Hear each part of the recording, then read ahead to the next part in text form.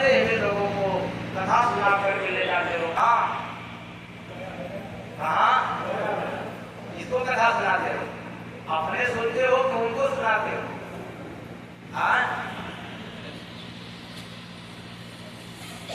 तो मैं आप लोगों को क्या समझूं? पूरा समझूं कि ज्यादा मूर्ख? ऐसे बताओ आप लोग, क्या समझूं मैं? मूर्ख। मूर्ख मूर्ख? अब चालाक बनोगे आप हमारे चले जाने के बाद। क्या बात, आप लोग बताओ, आप लोग मूर्ख हो कि चालाक? और अपने अपने घरों में और समाज में ढीले हाथ हैं। बहुत चालाक मुझे क्या पता, नहीं करो तो कह रहा हूँ सही है। यहाँ बड़ा झटके में स्वीकार कर रहे हैं हम मूर्ख। लाज ही नहीं आ रही, कम से कम आपसे सुधर जाए, मूर्ख न बने।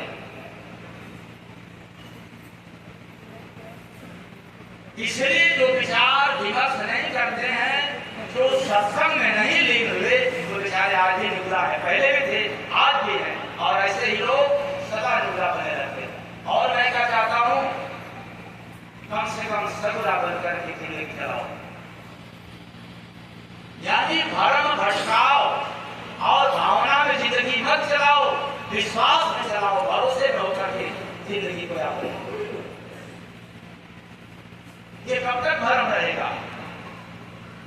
जब तक तेरे पास अज्ञानता रहेगा तब तक यह भ्रम भावना और भटकाव रहेगा। चाहे कितना भी ज्ञान आपके पास हो जाए, मतलब इसे नहीं, लेकिन भ्रम है ज्ञान के साथ, तो अज्ञान घोड़ी का तीन है। भावना और भटकाव है तो अज्ञान है आपका घोड़ी का तीन है। लेकिन ज्ञान थोड़ा है पर भ्रम और भटकाव भावना नहीं है, तो फिर आपको कोई भ्रमित नहीं कर सकता, आपको कोई श्रद्धा में अंधा नहीं बना सकता।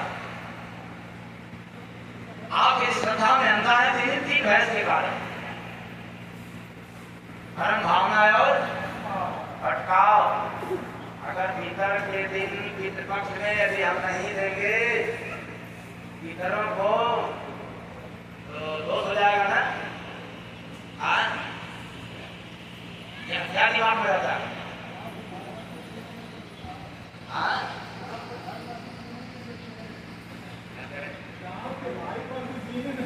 गांव के भाई बंधु जीने नहीं देंगे।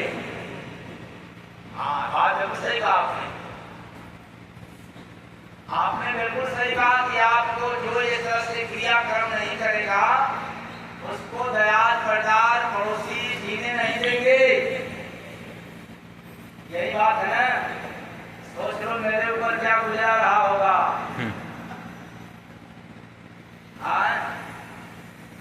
मेरे ऊपर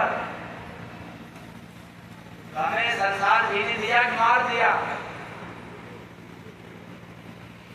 क्योंकि हमें बिल्कुल भरोसा हो गया था अपने गुरुदेव पर। गुरु की सत्संग सुनकर के, गुरु की वाणी सुनकर के समझ में आ गया कि ये सब क्या है, अंधविश्वास। और हमने एक झटके में, एक लाइन में सब अंधविश्वास को त्याग किया।